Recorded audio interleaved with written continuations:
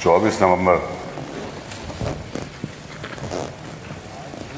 एक प्रार्थना पत्र न्यायालय में दिया जाता है, जिसमें संभल में स्थित शाही जामा मस्जिद को सर्वे के लिए कहा जाता है कि इसमें हम सर्वे करना चाहते हैं।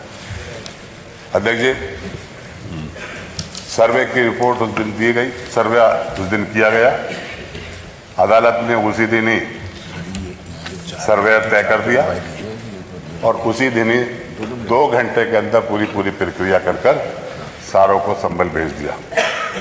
संभल में जब इसकी सूचना हुई तो संभल की जामा मस्जिद की जो कमेटी थी, संभल में जो मौलानाओं की और जामा मस्जिद के सब कमेटी के लोग ने उस जो कमेटी आई थी सर्वे करने के लिए उसको सहयोग किया, पूरी तरह का सहयोग किया और आसानी से सब कुछ समाप्त हो गया।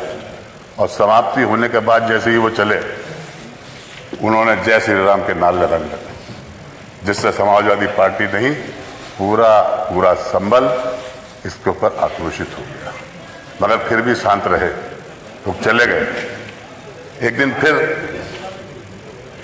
23 तारीख को के लिए फिर बहस के लिए कहा गया कि एक मरतबा हमें सर्वे करना है। 23 तारीख को ये कहा गया कि रात को हमारे संभल के उन अधिकारियों ने कि कल सुबह 24 तारीख को 7 बजे फिर दोबारा सर्वे होगा। मान्यवर जामा मस्जिद कमेटी और शहर के मौजूद लोगों ने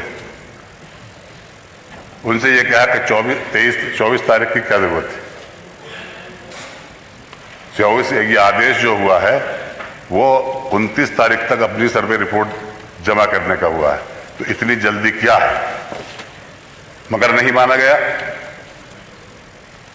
लखनऊ से आदेश हो गया कि नहीं, 24 को ही कराना है। 24 को क्यों कराना है? क्योंकि 23 के अंदर रिजल्ट आया। 23 के अंदर रिजल्ट आया कुंदर की विधानसभा का। वहाँ का रिजल्ट जो आया था उसमें सारे के सारे वहाँ के जो मुस्लिम वोटर्स थे उन सबके वोट डाल दिए गए, जबरदस्ती जितवा दिया गया वहाँ के। इसके ऊपर कोई विरोध ना हो, कोई आक्रोश ना हो, इस वजह से उन्होंने कहा कि इसको बदला जाए, इस प्रकरण को, और इसको इस तरह से तरमीम कर दिया जाए। सर्वे रिपोर्ट आ गई, बैठ गए। लोगों ने फिर दोबारा नारे लगाने लगे जय श्री राम के। भीड़ इकट्ठा हो गई। भीड़ इकट्ठा होने के बाद पुलिस ने फायरिंग शुरू की और फायरिंग शुरू होने के बाद में 5 लोगों की डेथ हो गई, जिसमें नईम, बिलाल अंसारी, आयान और मोहम्मद कैफ। मगर एक व्यक्ति का पोस्टमार्टम में नहीं हुआ, पुलिस ने जबरदस्ती उसको दफन करा दिया। मान्यवर, इसमें FIR होती है और FIR के अंदर संभल के MP ज़ियाउर रहमान का नाम आया, जो कि संभल में थे ही नहीं, बेंगलुरु गए हुए थे। मैं भी वहाँ नहीं था, मेरे बेटे का नाम आ गया, वो भी वहाँ नहीं था। गर्ल्स के 27 लोगों के नाम उसके अंदर आए और उसके बाद से पुलिस ने पड़तालना शुरू कर दी। घरों के अंदर घुस के इतनी बुरी तरीके से मारा उन लोगों को। वो नामजद भी नहीं थे, मगर नामजद किया गया बाद में उनको।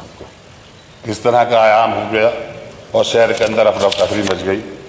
ये सब चीज़ें इस वजह से हुई कि संभल के अंदर जो अधिकारी हैं वो बिल्कुल नए हैं।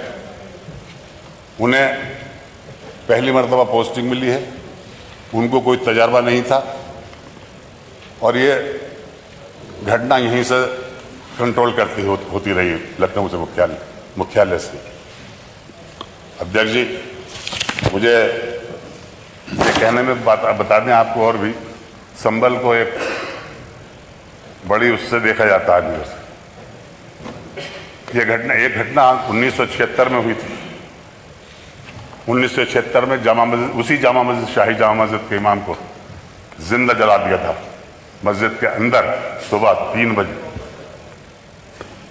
पता नहीं क्यों संभल की जामा मस्जिद के ऊपर क्यों इतनी नजरें लोगों की लगी हुई है,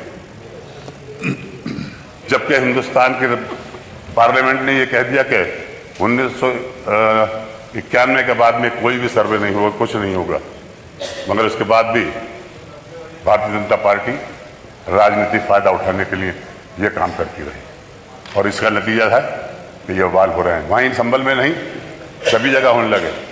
संभल का मुख्यालय बनाना था, मुझे माननीय मुख्यमंत्री जी ने अपने कार्यालय में बुलाया था, मुझसे पूछा था उन्होंने कि संभल का मुख्यालय कहाँ बने, तो मैंने आपसे कहा था कि ये संभल के अंदर रखिए।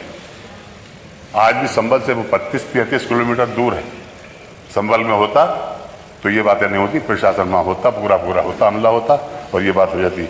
और अब भी वक्त मुख्यमंत्री जी अगर अपने पर पुनः विचार कर लें तो